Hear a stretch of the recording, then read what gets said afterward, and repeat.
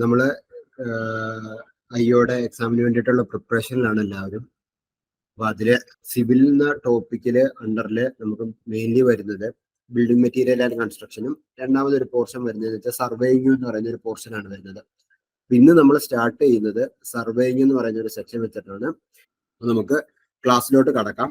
അപ്പൊ ആദ്യമായിട്ട് നമുക്ക് ക്ലാസ്സിലോട്ട് കടക്കുന്നതിന് മുമ്പ് ജസ്റ്റ് ഐയോയുടെ സിലബസിനകത്ത്, ഐയോയ്ക്ക് നമുക്ക് പറഞ്ഞിട്ടുള്ള സിലബസിനകത്ത് എന്താണ് സർവേയിങ് എന്ന് പറയുന്ന ടോപ്പിക്കിൽ നിന്ന് നമുക്ക് പഠിക്കാനായിട്ട് സിലബസ് ഓൾറെഡി നമുക്ക് അവൈലബിൾ ആയിട്ടുള്ള സിലബസിനകത്ത് എന്തൊക്കെയാണ് പറഞ്ഞേക്കുന്നതെന്ന് നോക്കാം. അപ്പൊ മെയിൻലി സർവേയിങ് എന്ന് പറയുന്നത് സിവിൽ സ്റ്റുഡൻസിനെ സംബന്ധിച്ചിടത്തോളം അവരുടെ ഓവർസിയർ ലെവൽ പരീക്ഷയാവട്ടെ, ലെവൽ പരീക്ഷയാവട്ടെ, വളരെ ഇമ്പോർട്ടന്റ് ആയിട്ടുള്ള ഒരു മേഖലയാണ് സർവേയിങ് എന്ന് പറയുന്നത്. ആ സർവേയിങ്ങിൽ തന്നെ 3 പാർട്ടായിട്ടാണ് വരുന്നത്. സർവേയിങ് എന്ന് പറയുന്ന ഒരു പാർട്ട് ഉണ്ടാവും, ലെവലിംഗ് എന്ന് പറയുന്ന ഒരു പാർട്ട് ഉണ്ടാവും, അഡ്വാൻസ്ഡ് സർവേ എന്ന് പറയുന്ന ഒരു പാർട്ട് ഉണ്ടാവും. അതിനകത്ത് നമുക്കിപ്പോൾ ഉള്ളത് സർവേയിങ് എന്ന് പറയുന്ന ഒരു പാർട്ടും പിന്നെ അഡ്വാൻസ്ഡ് സർവേ എന്ന് പറയുന്ന പാർട്ടിലെ ചെറിയ കുറച്ച് ടോപ്പിക്കുകൾ മാത്രമാണ് നമ്മുടെ സിലബസിൽ ഉൾപ്പെടുത്തിയിട്ടുള്ളത്. അതായത് സിവിലില് ടോട്ടലി സർവേയിങ് എന്ന് പറയുന്ന സബ്ജക്റ്റിൽ പഠിക്കുന്നതില് സർവേയിങ്, ലെവലിംഗ്, അഡ്വാൻസ്ഡ് സർവേ എന്ന് പറയുന്ന 3 പാർട്ടുകൾ ഉണ്ടാവും. അതിനകത്ത് സർവേയിങ് എന്ന് പറയുന്ന പാർട്ടിലെ ഒരു ചാപ്റ്ററും അഡ്വാൻസ്ഡ് സർവേ എന്ന് പറയുന്നതിൽ 2 ചാപ്റ്ററുകളുമാണ് നമ്മുടെ ഈ സിലബസിനകത്ത് ഉൾപ്പെടുത്തിയിരിക്കുന്നത്. നമ്മൾ പ്രീവിയസ് ഇയർ ക്വസ്റ്റ്യൻ പേപ്പറുകൾ കാര്യങ്ങളൊക്കെ നോക്കുമ്പോൾ നമുക്ക് മനസ്സിലാവുന്നത് ഏകദേശം ഒരു 20 ക്വസ്റ്റ്യൻസ് ആണ് സിവിൽ പാർട്ടിയിൽ വരുന്നതെങ്കിൽ അതിലൊരു 7 മുതൽ 5നും 10നും ഇടയിൽ ഒരു ക്വസ്റ്റ്യൻസ്, 7 ക്വസ്റ്റ്യൻ 8 ക്വസ്റ്റ്യൻ ഒക്കെ മാറിയും തിരിഞ്ഞും എന്ത് ചെയ്യുന്നുണ്ട്, സർവേ എന്ന് പറയുന്ന ഈ ടോപ്പിക്കിൽ നിന്ന് ചോദിക്കുന്നുണ്ട്. അപ്പൊ ഈ ഒരു സിലബസിന് ഒരു പ്രശ്നമുള്ളതെന്ന് വെച്ചാൽ ഇത് നമ്മുടെ സിലബസിലെ അഡ്വാൻസ്ഡ് സർവേ എന്ന സെക്കൻഡ് പാർട്ട് അല്ല, ഫസ്റ്റ് പാർട്ട് എന്ന് പറയുന്നത്, ഈ ഒരു പാർട്ട് എന്ന് പറയുന്നത് നമ്മുടെ സിലബസിലെ ഒരു നടുക്കുള്ള ഒരു കഷ്ണം മാത്രമാണ് ഇവരെടുത്ത് വെച്ചേക്കുന്നത്. അപ്പൊ ഇതിനെ സംബന്ധിച്ചിടത്തോളം ഈ ഒരു ചാപ്റ്റർ പഠിക്കണമെങ്കിൽ അതിന് മുമ്പ് ഇൻട്രൊഡക്ഷൻ ആയിട്ട് കുറച്ച് ചാപ്റ്റർ പഠിക്കണം. അതേപോലെ തന്നെ ഈ ബെഞ്ച് മാർക്ക് എന്ന് പറയുന്നത് ഒരു ചാപ്റ്ററിലെ ഒറ്റ ഒരു ലൈൻ മാത്രമേ ഉള്ളൂ. അപ്പൊ അത് പഠിക്കണമെങ്കിൽ അതിനെക്കുറിച്ച് കുറച്ച് അധികം പഠിക്കണം. അപ്പം ഇതൊരു അവിയല് പരുവത്തിലുള്ള ഒരു സിലബസ് ആണ് തന്നേക്കുന്നത്. എന്നിരുന്നാൽ പോലും നമുക്ക് ഇതിന്റെ വേണ്ട രൂപത്തിൽ, ഏറ്റവും നല്ല രൂപത്തിൽ തന്നെ ഇതിന്റെ ക്ലാസ് കൈകാര്യം ചെയ്ത് നമുക്ക് ആവശ്യമുള്ള കാര്യങ്ങളൊക്കെ പഠിച്ച് മുന്നോട്ട് പോകാം. അപ്പൊ ഇന്ന് ഞാൻ എടുക്കുന്നത് ഫസ്റ്റ് ചാപ്റ്റർ, അതായത് സർവേയിങ് എന്ന് പറയുന്ന ഒരു പോർഷനെ സംബന്ധിച്ചിടത്തോളം ആയിരിക്കും എടുക്കുന്നത്. നമുക്കറിയാം 7 ക്വസ്റ്റ്യൻ വരുന്നുണ്ടെങ്കിൽ അതിനകത്ത് ഒരു 4 ക്വസ്റ്റ്യനും ഈ ഒരു പാർട്ടിന്നും ഒരു 3 ക്വസ്റ്റ്യൻ ആയിരിക്കും ഈ ഒരു പാർട്ടിയിൽ നിന്ന് വരിക. അപ്പം വളരെ ഇമ്പോർട്ടന്റ് ആണ്. ഇതിനകത്തുള്ള ഓരോ ടേമും ഓരോ ടെർമിനോളജീസും വളരെ ഇമ്പോർട്ടന്റ് ആണ്. സിവിൽ ബാക്ക്ഗ്രൗണ്ട് ഇല്ലാത്ത സ്റ്റുഡൻസ് ആണ് മുന്നിലുള്ളത് എങ്കിൽ കൂടി വളരെ സിമ്പിൾ ആയിട്ടുള്ള ടോപ്പിക്കുകളാണ് ഇതിനകത്തുള്ളത്. ഒരുപക്ഷെ നിങ്ങൾ സിവിൽ സ്റ്റുഡൻസിന് ഒരു വട്ടം കേട്ടാൽ മനസ്സിലാവുന്നത് നിങ്ങൾക്ക് ഒരു 2 or 3 തവണ ഇതൊന്ന് റിപ്പീറ്റ് ചെയ്ത് ക്ലാസ് കേൾക്കേണ്ടി വരുമെന്ന് മാത്രമേ ഉള്ളൂ.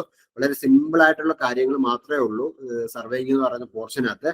അപ്പം ഇൻട്രൊഡക്ഷൻ തൊട്ട് നമ്മൾ സ്റ്റാർട്ട് ചെയ്യാണ്. എന്ത് ഡൗട്ട് ഉണ്ടെങ്കിലും, എന്തെങ്കിലും അതിന്റെ ഇടയിലും മനസ്സിലാവാത്തതുണ്ട്, അതല്ലെങ്കിൽ അതിന്റെ ഇടയിൽ കൺസെപ്റ്റ് ഒന്നുകൂടെ ക്ലിയർ ആവാനുണ്ട്, അങ്ങനെ എന്തുണ്ടെങ്കിലും എന്ത് ചെയ്യുക, അപ്പം തന്നെ പറയുക. ക്ലിയർ ആക്കി മുന്നോട്ട് പോകാം. പിന്നെ ഇതിനകത്ത് പറയാനുള്ള ഒരു കാര്യം വെച്ചാൽ ചെറിയ രൂപത്തിൽ പ്രോബ്ലമാറ്റിക്കും ചെറിയ കൺസെപ്റ്റ്സ് ഉപയോഗിക്കേണ്ട ഒരു മേഖലയാണ്, അല്ലെങ്കിൽ ഒരു സെക്ഷൻസ് ആണ് സർവേയിങ്ങിനകത്ത് വരുന്നത്. കാണാതെ പഠിക്കേണ്ട കുറെ പോർഷൻസ് ഉണ്ട്, കൺസെപ്റ്റ് ഉപയോഗിക്കേണ്ട കുറച്ച് പോർഷൻസ് ഉണ്ട്, കണക്ക് കാൽക്കുലേഷൻസ് വരുന്ന ചെറിയ പോർഷൻസുകളുണ്ട്. അപ്പൊ ഇതെല്ലാം കൂടെ ഉൾച്ചേർന്നതായതുകൊണ്ട് നമുക്ക് എന്ത് ചെയ്യാം, എങ്ങനെ വേണമെങ്കിലും, അതായത് ഡിഫിക്കൽട്ടായിട്ട് തോന്നുന്നവർക്ക് അല്ലാത്തവർക്കൊക്കെ ഒരേപോലെ മാർക്ക് സ്കോർ ചെയ്യാൻ പറ്റുന്ന ഒരു മേഖലയാണ്. അപ്പൊ ഇതിനകത്ത് വളരെ കൺസെപ്ഷൻ ആണ് കൂടുതൽ കാര്യങ്ങളും, നമ്മൾ ഫീൽഡിൽ ഉപയോഗിക്കുന്ന കാര്യങ്ങളാണ്. അപ്പൊ അത് മനസ്സിലാക്കി തന്നെ മുന്നോട്ട് പോവുക. അപ്പൊ ഏതെങ്കിലും ടേംസോ കാര്യങ്ങളോ എന്തെങ്കിലും പ്രശ്നമോ ഡൗട്ടോ തോന്നുകയാണെങ്കിൽ പഠിപ്പിക്കുന്നതിന്റെ ഇടയിൽ തന്നെ ചോദിച്ച് ക്ലിയർ ചെയ്ത് തന്നെ മുന്നോട്ട് പോവാം. അപ്പൊ നമുക്ക് സ്റ്റാർട്ട് ചെയ്യാം.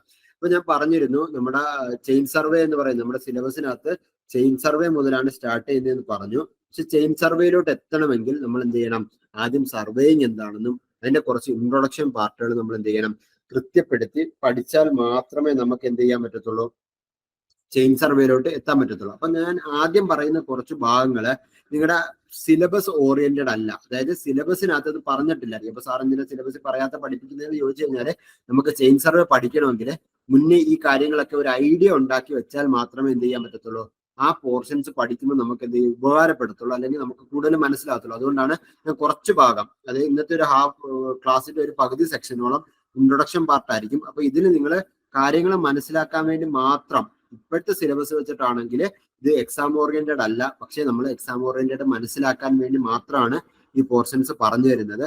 അപ്പൊ ഇതിനെ ആ ഒരു ഗൗരവത്തിൽ മാത്രം എടുക്കുക. ഇതിനകത്തുനിന്ന് എക്സാം ഓറിയന്റഡ് ആയിട്ട് നിങ്ങൾ മനസ്സിലാക്കേണ്ട, കാര്യം മനസ്സിലാക്കാൻ വേണ്ടി മാത്രം ഇനി പറയുന്ന പോർഷൻസ് എടുക്കാം ചെയിൻ സർവേ ക്ലാസ് സ്റ്റാർട്ട് ചെയ്യുന്നത് വരെ. ഓക്കെ, അപ്പൊ മെയിൻലി നമ്മൾ സർവേയിങ് ആണ് പഠിക്കുന്നതെന്ന് പറഞ്ഞു. അപ്പൊ എന്താണ് ഈ സർവേ? നമ്മൾ പല അർത്ഥത്തില് സർവേകൾ കാണാറുണ്ട് അല്ലെ. നമ്മളിപ്പം റോഡ് സൈഡിൽ കൂടെ ഒക്കെ പോവുകയാണെങ്കിൽ, അല്ലെങ്കിൽ വീടിന്റെ പ്രശ്നങ്ങളുമായി ബന്ധപ്പെട്ടോ അല്ലാതെയോ കാര്യങ്ങളൊക്കെ വരുമ്പോഴത്തേക്കും നമ്മൾ എപ്പോഴും ഉപയോഗിക്കുന്ന ഒരു ടേം സർവേ ചെയ്യുക എന്നുള്ളത്. അപ്പൊ ഇതിനകത്ത് പറയുന്ന ഒരു കൺസെപ്റ്റ് എന്ന് പറയുന്നത്, നമ്മുടെ എർത്തിന്റെ സർഫസിലോ അല്ലെങ്കിൽ എർത്തിന്റെ ബിലോ സർഫസിലോ എബോ സർഫസിലോ, എർത്തിന്റെ ഓൺ സർഫസിലാവട്ടെ, എബോ ആവട്ടെ, ബിലോ ആവട്ടെ, അവിടെ ഉള്ള പോയിന്റ്സിന്റെ അല്ലെങ്കിൽ ഒബ്ജക്റ്റിന്റെ റിലേറ്റീവ് പൊസിഷൻ, ഈ ഒരു ടേം ഓർത്ത് വെക്കണം. റിലേറ്റീവ് പൊസിഷൻസ് കണ്ടുപിടിക്കാൻ വേണ്ടിയിട്ടാണ് നമ്മൾ എന്ത് ഉപയോഗിക്കുന്നത്? സർവേ ഉപയോഗിക്കുന്നത്. അപ്പൊ സർവേ എന്ന് പറയുന്നത് നമ്മുടെ എർത്തിന്റെ സർഫസിലാവാം, എബോ ദ സർഫസ് ആവാം, ബിനീത് ദ സർഫസ് ആവാം. എവിടെയാണെങ്കിലും രണ്ട് പോയിന്റ്സിനെ അല്ലെങ്കിൽ ഒരു പോയിന്റിനെ വിത്ത് റെസ്പെക്ട് റിലേറ്റീവ് പൊസിഷൻ എന്ന് പറഞ്ഞാൽ നിങ്ങൾക്ക് മനസ്സിലായി കാണും, ഒന്നിനെ അപേക്ഷിച്ച് മറ്റൊന്ന്. ഇപ്പൊ റിലേറ്റീവ് ചെയ്തുകൊണ്ട് ഒരു ഒബ്ജക്റ്റിന്റെ പൊസിഷൻസ് അല്ലെങ്കിൽ രണ്ടെണ്ണം തമ്മിലുള്ള ഡിസ്റ്റൻസുകൾ എന്നിവ കണ്ടുപിടിക്കാൻ ഉപയോഗിക്കുന്ന ആ ആർട്ടിന് പറയുന്ന പേരാണ് എന്ത്? സർവേയിങ് എന്ന് പറയുന്നത്. നിങ്ങൾ മനസ്സിലായി കാണും, നമ്മുടെ എർത്തിന്റെ സർഫസിൽ അല്ലെങ്കിൽ എബോ ദ സർഫസ് ആവാം, ബിലോ ദ സർഫസ് ആവാം. അത് ഇത് കൂട്ടത്തിൽ പറയുന്നതാണ്. അപ്പം രണ്ട് ഒബ്ജക്ട്സിന്റെ അല്ലെങ്കിൽ ഒരു ഒബ്ജക്റ്റിന്റെ അല്ലെങ്കിൽ രണ്ട് ഒബ്ജക്റ്റുകൾ തമ്മിലുള്ള റിലേറ്റീവ് പൊസിഷൻ കണ്ടുപിടിക്കാൻ വേണ്ടി ഉപയോഗിക്കുന്ന ഒരു മെത്തേഡിന്റെ അല്ലെങ്കിൽ ആർട്ടിന് പറയുന്ന പേരാണ് എന്ത്? സർവേയിങ് എന്ന് പറയുന്നത്. ഓക്കെ, അപ്പൊ നോർമലി നമ്മൾ ഈ ബ്രാഞ്ചിനെ, ഈ സർവേയിങ്ങിന് ടോട്ടലി പറയുന്നതാണ് റിലേറ്റീവ് പൊസിഷൻ കണ്ടുപിടിക്കാനെന്ന്. അപ്പൊ നമ്മൾ ഇതിനെ വീണ്ടും ഞാൻ പറഞ്ഞിട്ടുണ്ട്, ക്ലാസിഫൈ ചെയ്യാറുണ്ടെന്ന്. സർവേയിങ് എന്നും ലെവലിംഗ് എന്നും രണ്ടായിട്ട് ക്ലാസിഫൈ ചെയ്യാറുണ്ട്. അപ്പൊ സർവേയിങ്ങിന് നോർമലി നമ്മൾ ഹൊറിസോണ്ടൽ പൊസിഷൻസും ലെവലിംഗില് വെർട്ടിക്കൽ അലൈൻമെന്റ്സും ആയിരിക്കും കണ്ടുപിടിക്കുന്നത്. അതായത് ഈ ഹൈറ്റ് കാര്യങ്ങൾ പോലുള്ള കാര്യങ്ങൾ കണ്ടുപിടിക്കുന്നതിന് നമ്മൾ നോർമലി ഉപയോഗിക്കുന്നതാണ് ലെവലിംഗ് എന്ന് പറയുന്നത്. ഹൊറിസോണ്ടൽ ആയിട്ടുള്ള ഡിസ്റ്റൻസുകൾ കാര്യങ്ങളൊക്കെ കണ്ടുപിടിക്കുന്നതിന് നമ്മൾ പറയുന്ന പേരാണ് എന്ത്? സർവേയിങ് എന്ന് പറയുന്നത്. അപ്പൊ നോർമലി സർവേയിങ് എന്ന് പറഞ്ഞു കഴിഞ്ഞാൽ റിലേറ്റീവ് പൊസിഷൻ കണ്ടുപിടിക്കുന്നതിനാണ് സർവേയിങ് എന്ന് പറയുന്നത്. അതിന് നമുക്ക് വീണ്ടും സർവേയിങ് എന്നും ലെവലിംഗ് എന്നായിട്ട് ക്ലാസിഫൈ ചെയ്യാം. അത് നിങ്ങളിപ്പോൾ പഠിക്കേണ്ട, വെറുതെ ഒന്ന് കേട്ടിരുന്നാൽ മാത്രം മതി. അതിന് ഹൊറിസോണ്ടൽ ആയിട്ടുള്ള കാര്യങ്ങൾ സർവേയിങ് എന്നും വെർട്ടിക്കൽ ആയിട്ടുള്ളതിന് നമ്മൾ എന്ത് പറയുന്നു? ലെവലിംഗും എന്ന് പറയുന്നു. ഓക്കെ, ഇനി നമ്മള് എന്താണ് സർവേയിങ്ങിന്റെ ഒബ്ജക്റ്റീവ്സ്? ഇതും പഠിക്കാൻ വേണ്ടിയിട്ടല്ല, ജസ്റ്റ് ഒന്ന് ഓർത്തിരുന്നാൽ മതി. കാര്യങ്ങൾ എന്തൊക്കെയാണ്? To prepare plan or map of area surveyed. നമ്മളൊരു നോർമലി നമ്മൾ വീടൊക്കെ വെക്കുമ്പോഴത്തേക്ക് പ്ലാൻ വരയ്ക്കാറുണ്ട് എന്ന് പറയാറുണ്ട്, അല്ലെങ്കിൽ ഇന്ത്യയുടെ മാപ്പ് കാര്യങ്ങളൊക്കെ. അപ്പൊ ഇതിനൊക്കെ നമുക്ക് ഡിസ്റ്റൻസുകൾ ആവശ്യമാണ് അല്ലെ. വീടിന്റെ പ്ലാൻ വരയ്ക്കുകയാണെങ്കിൽ വസ്തുവിന്റെ വശങ്ങളിലുള്ള ഡിസ്റ്റൻസുകൾ ആവശ്യമാണ്. അങ്ങനെ വ്യത്യസ്തങ്ങളായ ഡിസ്റ്റൻസുകൾ നമുക്ക് ആവശ്യമാണ്. ആ ഡിസ്റ്റൻസുകളെ നമ്മൾ എന്തിനാ എടുക്കുന്നത്? ആ ഡിസ്റ്റൻസുകൾ എടുത്തിട്ടായിരിക്കും നമ്മൾ എന്ത് ചെയ്യാം, ഇവിടെ പ്ലാന് അല്ലെങ്കിൽ വീടിന്റെ പ്ലാനുകൾ, നമ്മുടെ വീടിന്റെ ബൗണ്ടറീസ് കാര്യങ്ങൾ സെറ്റ് ഔട്ട് ചെയ്യുന്നത്, അല്ലെങ്കിൽ നമ്മൾ എന്ത് ചെയ്യുക, മാപ്പുകൾ വരയ്ക്കുക, കാര്യങ്ങളൊക്കെ ചെയ്യാം. അപ്പൊ നിങ്ങൾ ഓർത്തിരുന്നാൽ മതി, വലിയ പ്ലാനുകളെയാണ് നമ്മൾ എന്ത് ചെയ്യുക, വലിയ ഏരിയ ഉള്ളതിനെയാണ് നമ്മൾ മാപ്പ് എന്ന് പറയുക. ചെറിയ ഏരിയ ഉള്ള സംവിധാനങ്ങളാണ് നമ്മൾ എന്ത് ചെയ്യുക, പ്ലാൻ എന്ന് പറയുക. അപ്പം പ്ലാൻ ഓർ മാപ്പ് എന്ന് പറയുമ്പോൾ രണ്ടും ഒന്നല്ല. നമ്മൾ അത് സ്കെയിൽ എന്ന് പറയുന്ന ഒരു പോർഷൻ പഠിക്കുമ്പോൾ നമ്മൾ ഡീറ്റെയിൽ ആയിട്ട് പഠിക്കും. ഇപ്പൊ നിങ്ങൾ ഇത്ര ഓർത്തിരുന്നാൽ മതി. വലിയ ഇന്ത്യയുടെ മാപ്പ്, കേരളത്തിന്റെ മാപ്പ്, നമ്മുടെ വില്ലേജിന്റെ മാപ്പ്, അങ്ങനെയൊക്കെ നമ്മൾ പറയാം. വീടിന്റെ മാപ്പ് എന്നല്ലേ പറയാ, വീടിന്റെ പ്ലാന്, നമ്മുടെ വസ്തുവിന്റെ പ്ലാന് എന്നൊക്കെയാ പറയാ. അപ്പൊ ചെറിയ ചെറിയ ഏരിയാസിന് നമ്മൾ പ്ലാൻ എന്നും, വലിയ വലിയ ഏരിയാസ് വരികയാണെങ്കിൽ അതിനെ മാപ്പ് എന്ന് പറയും. അപ്പം നമ്മൾ സർവേ ചെയ്യുന്ന എന്തിനു വേണ്ടിയിട്ടാണ്? ഇങ്ങനെ പ്ലാന് അല്ലെങ്കിൽ മാപ്പ് ഒക്കെ വരയ്ക്കാൻ വേണ്ടിയിട്ടാണ് നമ്മൾ ഒരു കാര്യം സർവേ ചെയ്യുന്നതിന് ഒരു യൂസ് അതാണ്. രണ്ടാമത്തെ ഒരു ഒബ്ജക്റ്റീവ് എന്ന് വെച്ചാൽ ഏരിയാസും വോളിയൂംസും ഒക്കെ കണ്ടുപിടിക്കാം. എന്താണ് ഈ ഏരിയാസും വോളിയൂംസും കണ്ടുപിടിക്കാന്ന് ഉദ്ദേശിക്കുക? നമുക്കറിയാം, നമ്മുടെ ഇപ്പം മണ്ണ് കട്ട് ചെയ്തുകൊണ്ട് പോകണം, അല്ലെങ്കിൽ ഒരു സ്ഥലത്ത് മണ്ണ് ഫില്ല് ചെയ്യണം, അല്ലെങ്കിൽ ഒരു ബിൽഡിംഗ് വെക്കണം, അവിടെ കുറച്ച് മണ്ണ് ആവശ്യമുണ്ട്. അപ്പൊ സിമ്പിൾ ആയിട്ട് പറയുകയാണെങ്കിൽ മണ്ണ് എടുത്തോണ്ട് പോകും. അപ്പൊ എത്രത്തോളം ഏരിയയിൽ മണ്ണ് വേണം, എത്രത്തോളം ഏരിയയിൽ മണ്ണ് മാറ്റണം, അല്ലെങ്കിൽ നമ്മൾ ഈ ഇതൊക്കെ വരുമ്പം പറയാറില്ലേ, ഇത്ര ഈ ഏരിയയിൽ വെള്ളം നിറഞ്ഞിട്ടുണ്ട്, ഇത്ര വോളിയം കാണും, ഒരു ഡാം ഇത്ര വോളിയം കപ്പാസിറ്റി ഉണ്ട്. ഇതിനൊക്കെ എന്താ ചെയ്യുക, നമ്മൾ നോർമലി അതിന്റെ ഏരിയ കണ്ടുപിടിക്കുക, അല്ലെങ്കിൽ സർവേ ചെയ്തിട്ടാണ് ഇതിന്റെ ഏരിയാസും വോളിയൂംസും ഒക്കെ കണ്ടുപിടിക്കുക. അപ്പൊ അതിന് വേണ്ടിയിട്ട് നമ്മൾ എന്ത് ചെയ്യാറുണ്ട്? സർവേ ഉപയോഗിക്കാറുണ്ട്. സെറ്റിംഗ് ഔട്ടിന് വേണ്ടിയിട്ട് ഉപയോഗിക്കാറുണ്ട്. സെറ്റിംഗ് ഔട്ട് എന്ന് പറയുന്നത് നമ്മൾ വീടൊക്കെ വെക്കുമ്പോൾ പ്ലാൻ വരച്ചിട്ട് പ്ലാൻ വരച്ച സംവിധാനത്തെ നമ്മൾ ഗ്രൗണ്ടിലോട്ട് ആക്കുമല്ലോ. അതായത് നമുക്കൊരു പ്ലാൻ ഉണ്ട്, നമുക്കിപ്പോൾ ഉള്ള ഒരു പ്ലാനാന്ന് വെച്ചാൽ ഈ പ്ലാനിൽ ഇവിടെ ഒരു 10 മീറ്റർ ഉണ്ട്, ഇവിടെ ഒരു 15 മീറ്റർ ഉണ്ട്, അങ്ങനെയൊക്കെ ഉണ്ട്. അപ്പൊ ഇത് നമ്മുടെ ഒറിജിനൽ ഗ്രൗണ്ടിലോട്ട് കൊണ്ടുവന്നിട്ട് എന്ത് ചെയ്യണം, നമുക്ക് സെറ്റ് ഔട്ട് ചെയ്യണം അല്ലെ. ഒറിജിനൽ ഗ്രൗണ്ടിലോട്ട് കൊണ്ടുവന്ന് പ്ലാനിൽ നമ്മുടെ പേപ്പറിലുള്ള സംവിധാനത്തെ നമ്മുടെ ഗ്രൗണ്ടിലോട്ട് തിരിച്ചാക്കുന്നതിനെയാണ് നമ്മൾ എന്ത് പറയുന്നത്, സെറ്റിംഗ് ഔട്ട് എന്ന് പറയാം. അപ്പം പ്ലാനില് നമുക്കുള്ള പേപ്പറിൽ അല്ലെങ്കിൽ നമുക്കുള്ള പ്ലാനില് നമുക്കുള്ള ഇതിന് ഡിസ്റ്റൻസുകളൊക്കെ കാണിച്ചിട്ടുണ്ടാകും. അപ്പൊ നമ്മൾ ഗ്രൗണ്ടിൽ കൊണ്ടുവന്നിട്ട് എന്ത് ചെയ്യണം, വീണ്ടും സർവേ ചെയ്തിട്ട് ആ ഡിസ്റ്റൻസുകൾ മാർക്ക് ചെയ്ത് ആ പോയിന്റ്സ് കണ്ടുപിടിച്ചിട്ട് വേണം എന്ത് ചെയ്യേണ്ടത്, സെറ്റ് ഔട്ട് ചെയ്യേണ്ടത്. നമ്മൾ വീടൊക്കെ പണിയുകയാണെങ്കിൽ നമ്മൾ പറയും സെറ്റ് ആദ്യത്തെ ദിവസം നമ്മൾ ഫൗണ്ടേഷൻ ഒക്കെ കെട്ടുന്ന സമയത്ത് സെറ്റ് ഔട്ട് ചെയ്യാന്ന് പറയും. ആദ്യം സെറ്റ് ഔട്ട് ചെയ്തിട്ട് നമ്മൾ കയറെല്ലാം കെട്ടിയിട്ടാണ് അവിടെ പിന്നെ ഫൗണ്ടേഷന് കുഴി ഇറക്കിയ കാര്യങ്ങളൊക്കെ ചെയ്യുന്നത്, ഫൗണ്ടേഷന് വേണ്ടി ട്രെഞ്ച് ചെയ്യുകയെല്ലാം ചെയ്യുന്നത്. അപ്പം ഇതൊക്കെയാണ് അതിനകത്ത് വരുന്ന കാര്യങ്ങൾ. അപ്പൊ നമ്മൾ ആദ്യത്തെ സ്ലൈഡിൽ നമ്മൾ പഠിച്ച കാര്യങ്ങൾ എന്താണ് സർവേയിങ് എന്ന് പറഞ്ഞു. സർവേയിങ് എന്ന് പറയുന്ന art of determining relative position കണ്ടുപിടിക്കാനുള്ളതാണെന്ന് ഒറ്റ കാര്യം പറഞ്ഞു. അതാണ് അതിനകത്ത് ഓർത്തിരിക്കേണ്ട കാര്യവും. റിലേറ്റീവ് പൊസിഷൻ എന്നുള്ള ടെർമിനോളജി കൃത്യമായിട്ട് തന്നെ ഓർത്തിരിക്കുക. പിന്നെ എക്സ്ട്രാ ആയിട്ട് പറഞ്ഞ കാര്യങ്ങൾ സർവേയിങ്ങിനകത്ത് മെയിൻലി ഹൊറിസോണ്ടൽ കാര്യങ്ങൾ വരികയാണെങ്കിൽ നമ്മൾ സർവേയിങ് എന്നും, വെർട്ടിക്കൽ ഹൈറ്റ് കാര്യങ്ങളൊക്കെ അങ്ങനെയൊക്കെ കണ്ടുപിടിക്കുകയാണെങ്കിൽ നമ്മൾ ലെവലിംഗ് എന്നും പറയും. അത് നിങ്ങൾ ജസ്റ്റ് ഓർത്തിരുന്നാൽ മാത്രം മതി, പഠിക്കാൻ വേണ്ടി പഠിക്കേണ്ട. ജസ്റ്റ് കാര്യങ്ങൾ ഇത് നമുക്ക് ആവശ്യമുള്ള കാര്യമല്ല. നമ്മൾ മുന്നോട്ട് പോകുമ്പോൾ സർവേയിങ് എന്നോ ലെവലിംഗ് എന്നൊക്കെ ടെർമിനോളജി വരുമ്പോഴത്തേക്ക് നിങ്ങളുടെ മനസ്സിലോട്ട് ഓർക്കാൻ വേണ്ടി പറഞ്ഞതാ. ലെവലിംഗ് എന്ന് പറയുന്ന ടെർമിനോളജി നമ്മൾ യൂസ് ചെയ്യുകയാണെങ്കിൽ, ലെവൽസ് ഉപയോഗിക്കുകയാണെങ്കിൽ അപ്പൊ നിങ്ങളുടെ മനസ്സിലോട്ട് വരേണ്ടത് അവിടെ ഹൈറ്റ് അല്ലെങ്കിൽ വെർട്ടിക്കലായിട്ടുള്ള അലൈൻമെന്റ് കാര്യങ്ങളൊക്കെ ആയിരിക്കും അവിടെ വരിക. നോർമലി സർവേയിങ് എന്നാ പറയുന്നതെങ്കിൽ നമ്മൾ അവിടെ എന്തായിരിക്കും, ഹൊറിസോണ്ടൽ ആയിട്ടുള്ള കാര്യങ്ങളായിരിക്കും ഉപയോഗിക്കാം. പിന്നെ നമ്മൾ അതിന്റെ ഒബ്ജക്റ്റീവ്സ് നോക്കി. പ്ലാനും മാപ്പും വരയ്ക്കാനാണെന്ന് പറഞ്ഞു. പ്ലാനും മാപ്പും തമ്മിലുള്ള വ്യത്യാസം നമ്മൾ എന്താണെന്ന് ജസ്റ്റ് ഒന്ന് സൂചിപ്പിച്ചു. പ്ലാൻ എന്താണ്, ചെറിയ ഏരിയാസ് വരുന്നതിനാണ് നമ്മൾ പ്ലാൻ എന്ന് പറയുക. വലിയ ഏരിയാസ് വരുമ്പോഴത്തേക്ക് അതിന് നമ്മൾ മാപ്പ് എന്നായിരിക്കും പറയുക. രണ്ടും സെയിം സംവിധാന കാര്യം തന്നെയാണ്. വലിയ ഏരിയാസിന് നമ്മൾ മാപ്പ് എന്നും ചെറിയ ഏരിയാസിന് പ്ലാൻ എന്നും പറയുന്നു. ഏരിയാസ് വോളിയൂംസ് ഒക്കെ കണ്ടുപിടിക്കാൻ ഉപയോഗിക്കാറുണ്ട്, സെറ്റിംഗ് ഔട്ട് ചെയ്യാൻ ഉപയോഗിക്കാറുണ്ട്. അങ്ങനെ വ്യത്യസ്തങ്ങളായ കാര്യങ്ങൾക്ക് വേണ്ടി നമ്മൾ എന്ത് ചെയ്യുന്നുണ്ട്, സർവേയിങ്ങിനെ നമ്മൾ ഉപയോഗപ്പെടുത്താറുണ്ട്. അപ്പൊ നോർമലി ഏത് സർവേ ആയാലും, സർവേ നമുക്ക് പല രൂപത്തിൽ ക്ലാസിഫൈ ചെയ്യാം. നമ്മൾ അതിന്റെ ഇൻസ്ട്രുമെന്റ്സ് യൂസ് ചെയ്യുന്ന ഡിഫറെന്റ്, നമ്മളിപ്പം പഠിക്കാൻ പോകുന്ന ചെയിൻ സർവേ ആവട്ടെ, വ്യത്യസ്തങ്ങളായ സർവേയിങ് ഉണ്ട്. ഇൻസ്ട്രുമെന്റ് യൂസ് ചെയ്തിട്ടുണ്ട്, ചെയിൻ ഉണ്ട്, ടേപ്പ് സർവേ ഉണ്ട്, കോമ്പസ് സർവേ ഉണ്ട്, ടാക്കിയോമെട്രിക് സർവേ ഉണ്ട്. ഇതൊന്നും നമുക്ക് ആവശ്യമില്ല, ഞാൻ പറഞ്ഞു. അങ്ങനെ വ്യത്യസ്തങ്ങളായ ടൈപ്പ് ഓഫ് സർവേസ് ഉണ്ട്. അതേപോലെ തന്നെ നമ്മൾ ഓരോ കണ്ടീഷൻസ്, നമ്മൾ ടോപ്പോഗ്രാഫിക് സർവേ ഉണ്ട്, നമ്മുടെ എർത്തിന്റെ നാച്ചുറൽ കാര്യങ്ങൾ കണ്ടുപിടിക്കാൻ വേണ്ടിയിട്ട്. കഡസ്ട്രൽ സർവേ ഉണ്ട്, നമ്മുടെ ബൗണ്ടറീസ് കണ്ടുപിടിക്കാൻ വേണ്ടിയിട്ട്. മറൈൻ സർവേ ഉണ്ട്, നമ്മുടെ മറൈൻ ഫീൽഡുമായി ബന്ധപ്പെട്ട കാര്യങ്ങൾ കണ്ടുപിടിക്കാൻ വേണ്ടിയിട്ട്. അങ്ങനെ വ്യത്യസ്തങ്ങളായ രൂപത്തിൽ സർവേയെ ക്ലാസിഫൈ ചെയ്യാം. അപ്പൊ ഏതർത്ഥത്തിൽ സർവേയെ ക്ലാസിഫൈ ചെയ്താലും, എങ്ങനെയൊക്കെ സർവേയെ ഉപയോഗപ്പെടുത്തിയാലും, എങ്ങനെയാണ് ഒരു സർവേയില് വർക്ക് ചെയ്യേണ്ടത് എന്നതിനെയാണ് നമ്മൾ പ്രിൻസിപ്പിൾ ഓഫ് സർവേയിങ് കൊണ്ട് ഉദ്ദേശിക്കുന്നത്. അതായത് ഒരു സർവേയിങ് നടത്തുമ്പോൾ, ഒരു ഫീൽഡില് പോയിട്ട് സർവേ നടത്തുമ്പോൾ നമ്മൾ അവിടെ മെയിൻലി ശ്രദ്ധിക്കേണ്ട കാര്യം എന്ന് വെച്ചാൽ, മെയിൻലി ഏത് ഒരു പ്രിൻസിപ്പിളിനെ ബിഹേവ് ചെയ്തുകൊണ്ടാണ് അല്ലെങ്കിൽ മുൻനിർത്തിക്കൊണ്ടാണ് നമ്മൾ വർക്ക് ചെയ്യുന്നതെന്ന് വെച്ചാൽ, ആ പ്രിൻസിപ്പിൾ, രണ്ട് പ്രിൻസിപ്പിളിനെയാണ് നമ്മൾ മുൻനിർത്തുന്നത്. അതിൽ ഫസ്റ്റ് പ്രിൻസിപ്പിൾ എന്ന് പറയുന്നത് working from whole to part. Working from whole to part, ഈ ഒരു ടെർമിനോളജി ഓർക്കണം. ഹോൾ ടു പാർട്ട് എന്ന് വെച്ചാൽ, നമുക്കിപ്പം ഇത്രയും വലിയൊരു ഏരിയയിൽ സർവേ നടത്താനുണ്ടെന്ന് വിചാരിക്കാം. ഇത്രയും വലിയൊരു ഏരിയയിൽ അപ്പൊ നമുക്ക് രണ്ട് രൂപത്തിൽ സർവേ ചെയ്യാം. ഒന്നെങ്കിൽ എന്ത് ചെയ്യാം, സെന്ററിൽ പോയിട്ട് ഇവിടുന്ന് അങ്ങോട്ട് അളന്ന് പോകാം അല്ലെ. ഇവിടുന്ന് ഇങ്ങനെ അളന്ന് നമുക്ക് പോകാം. ഇതിനെയാണ് പാർട്ട് ഹോള്. അകത്തൊരു ചെറിയ പാർട്ടിൽ നിന്നും ഹോളും മുഴുവനിലേക്ക് നമ്മൾ വ്യാപിക്കുന്നു. പക്ഷെ നമ്മൾ ഇങ്ങനെ സർവേ ചെയ്യുമ്പോൾ നമുക്കുണ്ടാകുന്ന പ്രശ്നം എന്ന് വെച്ചാൽ, ഏതെങ്കിലും ഒരു ലൈനിന്റെ മെഷർമെന്റിൽ ഒരു വ്യത്യാസം വന്നു കഴിഞ്ഞാൽ, ഒരു തെറ്റ് പറ്റിക്കഴിഞ്ഞു കഴിഞ്ഞാൽ അത് ബാക്കി എല്ലാത്തിനെയും ബാധിക്കും. ഓക്കെ, എല്ലാത്തിനെയും ബാധിക്കുന്നത് കൊണ്ട് പാർട്ട് ഹോള് എന്ന് പറയുന്നത് നമ്മൾ എന്ത് ചെയ്യുന്നില്ല, യൂസ് ചെയ്യുന്നില്ല. നമുക്ക് തോന്നും എപ്പോഴും എന്ത് ചെയ്യുക, പാർട്ട് ഹോള് ചെയ്യലാണ് നല്ലതെന്ന് തോന്നും. പക്ഷെ ഒരിക്കലും അങ്ങനല്ല നമ്മൾ ചെയ്യുന്നത്. നമ്മൾ ചെയ്യുന്നത് എന്താണ്, ഏറ്റവും പ്രിസൈസ് ഇൻസ്ട്രുമെന്റ്സ് ഉപയോഗിച്ചുകൊണ്ട് നമ്മൾ എന്ത് ചെയ്യും, ഔട്ടർ സർഫസ് എന്ത് ചെയ്യും, അങ്ങ് സർവേ ചെയ്യും. ഏറ്റവും പ്രിസൈസ് നമുക്ക് അവൈലബിൾ ആയിട്ടുള്ള പ്രിസൈസ് ആയിട്ടുള്ള ഇൻസ്ട്രുമെന്റ് ഉപയോഗിച്ചിട്ട് നമ്മൾ എന്ത് ചെയ്യും, ഔട്ടർ ഏരിയ എന്ത് ചെയ്യും, നമ്മളങ്ങ് സർവേ ചെയ്യും. ഔട്ടർ ഏരിയ നമ്മൾ എന്ത് ചെയ്യും, സർവേ ചെയ്യും.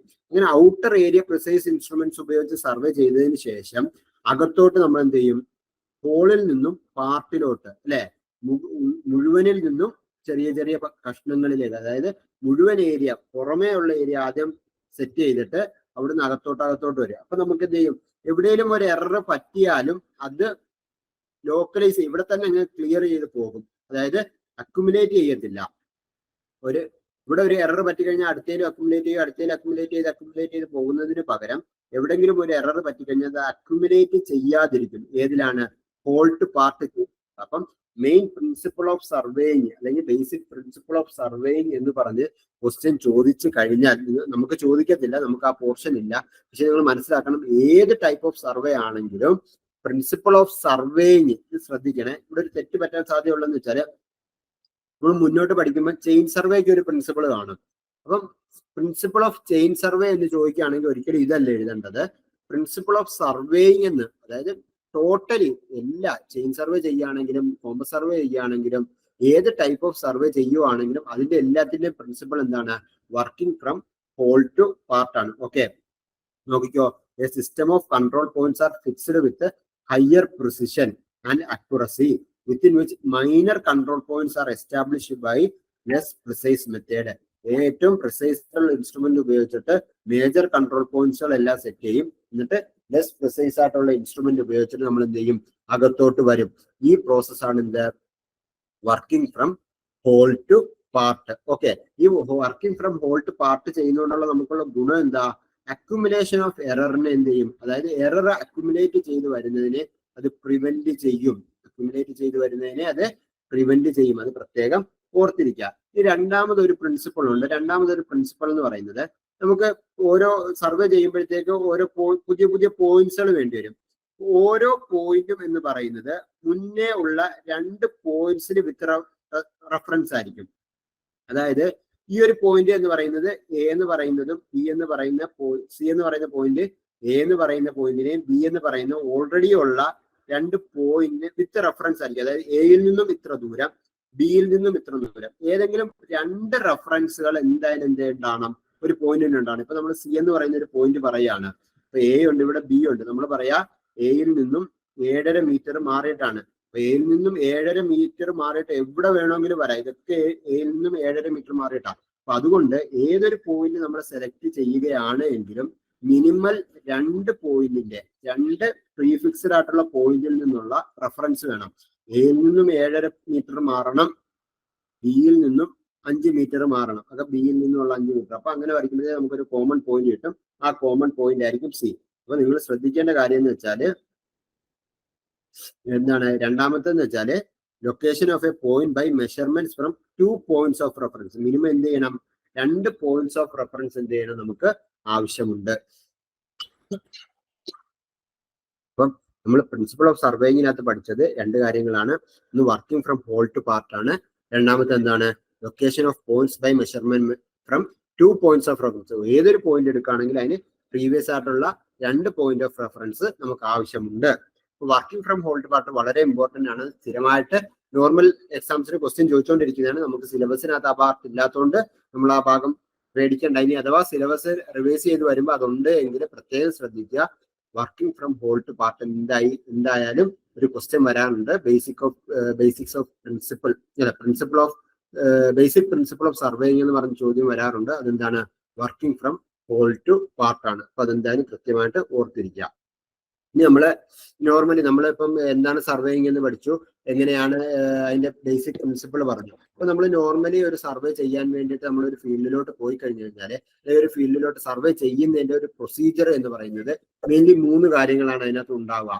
ഒന്നെന്ന് വെച്ചാൽ റീകോണൈസൻസ്, അതായത് രണ്ടാമത്തത് ഫീൽഡ് വർക്ക് ആൻഡ് മെഷർമെന്റ്സ്, മൂന്നാമത്തത് ഓഫീസ് വർക്ക്. ഈ 3 കാര്യങ്ങളിൽ അല്ലെങ്കിൽ 3 പ്രൊസീജിയറിലൂടെ കടന്നു പോകുമ്പോഴാണ് നമുക്ക് എന്ത് ചെയ്യുക? ഒരു സർവേയിങ് എന്ന് പറയുന്ന ഒരു പോർഷൻ അല്ലെങ്കിൽ ആ ഒരു പാർട്ട് നമുക്ക് പ്രൊജക്ട് കംപ്ലീറ്റ് ആവുന്നത്. ഇപ്പൊ ഫസ്റ്റ് പോർഷൻ എന്ന് പറയുന്നത് നമ്മൾ ഏത് ഏരിയ ആണോ നമുക്ക് മെഷർ ചെയ്യാനുള്ളത്, നമുക്ക് മെഷർ ചെയ്യാനുള്ള ഏരിയ. ഇപ്പൊ ചെറിയ ചെറിയ ഏരിയകളാണെങ്കിൽ കുഴപ്പമില്ല. ഇപ്പൊ ഒരു വലിയൊരു ഏരിയ, ഒരു റോഡിന്റെ പ്രൊജക്ട് കാര്യങ്ങളൊക്കെ വരുമ്പോഴത്തേക്ക് നമുക്ക് സർവേ ചെയ്യണമെങ്കിൽ നമ്മൾ ആദ്യം എന്ത് ചെയ്യും? ആ ഫീൽഡ് പോയി ഒന്ന് നോക്കും. നമ്മള് സർവേ ചെയ്യുന്നതിന് മുമ്പ്, ഇൻസ്ട്രുമെന്റ്സ് ഒന്നും കൈ കരുതുന്നതിന് മുമ്പ് നമ്മൾ ജസ്റ്റ് ഫീൽഡ് പോയി നോക്കും. ഫീൽഡ് പോയി നോക്കിയിട്ട് ഫീൽഡിൽ എന്തൊക്കെ ഉണ്ട് കാര്യങ്ങൾ, നമ്മൾ എന്തൊക്കെ പ്രിക്കോഷൻസുമായിട്ട് വരണം. നമ്മൾ സർവേ ചെയ്യാൻ വന്നു കഴിയുമ്പോൾ സർവേ ചെയ്ത് പകുതിക്ക് എത്തുമ്പോഴായിരിക്കും നമുക്ക് ഈ ഒരു ഇൻസ്ട്രുമെന്റുകളുടെ കൂടെ ഉണ്ടായിരുന്നെങ്കിൽ, അല്ലെങ്കിൽ ഇന്നൊരു ഒരാളും കൂടെ എക്സ്ട്രാ ഉണ്ടായിരുന്നെങ്കിൽ നമുക്ക് ആ ഒരു മെഷർമെന്റ് എടുക്കാൻ പറ്റുക. അപ്പം തോന്നിയിട്ട് കാര്യമില്ല. നമ്മൾ അതുകൊണ്ട് എന്ത് ചെയ്യും? നേരത്തെ മുൻകൂട്ടി മെഷർമെന്റ്സ് സ്റ്റാർട്ട് ചെയ്യുന്നതിന് മുമ്പ് നമ്മൾ എന്ത് ചെയ്യും? ഫ്രീ ആയിട്ട് ഫീൽഡിൽ പോയിട്ട് എല്ലാ കാര്യങ്ങളും നോക്കുക. എന്നിട്ട് മാക്സിമം ഇൻഫർമേഷൻസ് ഒബ്റ്റെയിൻ ചെയ്യും. നമ്മൾ ഇവിടെ എന്തൊക്കെ ശ്രദ്ധിക്കേണ്ട കാര്യങ്ങളുണ്ട്, എന്തൊക്കെ ഒബ്ജക്റ്റുകൾ അല്ലെങ്കിൽ എന്തൊക്കെ ഇൻസ്ട്രുമെന്റ്സ് നമ്മൾ കൈ കരുതണം, എത്ര ആളെ കൂട്ടണം, എത്ര സമയം എടുക്കാൻ സാധ്യതയുണ്ട്, നമ്മൾ അതുകൊണ്ട് എന്തൊക്കെ പ്രിക്കോഷൻസ് മുൻ കരുതി വരണം, ഈ കാര്യങ്ങളൊക്കെ അറിയാൻ വേണ്ടിയിട്ട് ചെയ്യുന്നതാണ് റീകോണൈസൻസ് സർവേ എന്ന് പറയുന്നത്. അതായത് മുൻകൂട്ടിയിട്ട് സർവേ ചെയ്യുന്നതിന് മുന്നേ നമ്മൾ ഫീൽഡിൽ പോയി പ്രീ ഫീൽഡ് വർക്കിനെയാണ് നമ്മൾ എന്ത് പറയുന്നത്, റീകോണൈസൻസ് സർവേ എന്ന് പറയുന്നത്. ഇനി രണ്ടാമത്തെ സ്റ്റെപ്പാണ് നമ്മൾ normal field work and measurement. നമ്മൾ എന്ത് ചെയ്യും, നമ്മൾ പോയിട്ട് പിന്നെ റീകോണൈസൻസ് കഴിഞ്ഞു, നമ്മൾ എന്തൊക്കെയാ ചെയ്യേണ്ടതെല്ലാം നോക്കി അത് കഴിഞ്ഞ് ഫീൽഡിലോട്ട് പിറ്റേ ദിവസം നമ്മൾ വരാൻ വേണ്ടി നിൽക്കുകയാണ്. ഫീൽഡിൽ വരുമ്പോൾ മെഷർമെന്റ്സ് എടുക്കണം അല്ലെ. അപ്പൊ അതിനകത്ത് നമ്മൾ എന്ത് ചെയ്യും, അതിന് വേണ്ട കാര്യങ്ങളെല്ലാം ഇൻസ്ട്രുമെന്റ്സ് എല്ലാം കളക്ട് ചെയ്യും, അതിനുവേണ്ട നോട്ട്, ആൾക്കാര്, കാര്യങ്ങളെല്ലാം സെറ്റ് ആയിട്ടായിരിക്കും നമ്മൾ ഫീൽഡിൽ വരിക.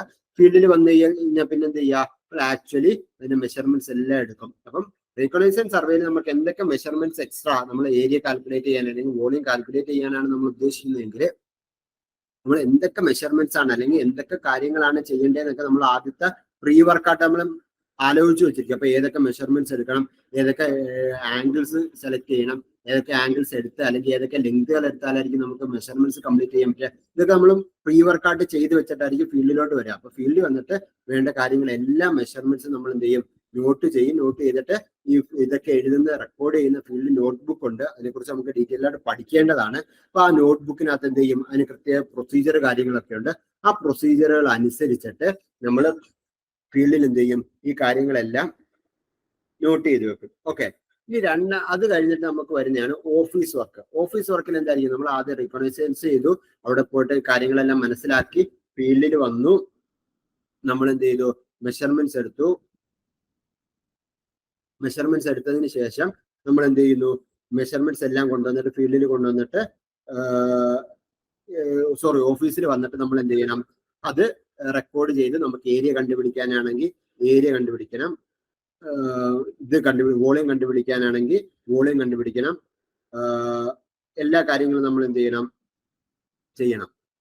ഓക്കെ, ഇത്ര കാര്യങ്ങളാണ് നമുക്ക് എന്ത് ചെയ്യേണ്ടത്, ഓഫീസ് വർക്കിൽ വരിക. അപ്പം ചിലപ്പോൾ നമുക്ക് ചാർട്ട് പ്രിപ്പയർ ചെയ്യാനായിരിക്കും, അല്ലെങ്കിൽ മാപ്പ് വരയ്ക്കാനായിരിക്കും, അല്ലെങ്കിൽ ഏരിയ കണ്ടുപിടിക്കാനായിരിക്കും, വോളിയം കണ്ടുപിടിക്കാനായിരിക്കും. ഇതെല്ലാം നമ്മൾ എന്ത് ചെയ്യും, പ്രീവിയസ്ലി കളക്ട് ചെയ്ത് വെച്ച ഡേറ്റയിൽ നിന്നും കാര്യങ്ങളെല്ലാം എടുത്ത് നമ്മൾ കണ്ടുപിടിക്കേണ്ട കാര്യങ്ങളെല്ലാം കണ്ടുപിടിക്കും. ഓക്കെ, ഇതാണ് നമ്മൾ എന്ത് ചെയ്യുക, ഓഫീസ് വർക്കിൽ വരിക. അപ്പൊ ഈ 3 പ്രൊസീജിയറുകളാണ് നോർമലി എന്തിനുണ്ടാവുക, സർവേയിങ്ങിനുണ്ടാവുക. ഒന്ന് റീകോണൈസൻസ് സർവേ ഉണ്ട്, രണ്ടാമത്തേത് ഫീൽഡ് വർക്ക് അല്ലെങ്കിൽ മെഷർമെന്റ്സ് ഉണ്ട്, മൂന്നാമത്തെ എന്തുണ്ട്, ഓഫീസ് വർക്ക് ഉണ്ട്. ഓക്കെ.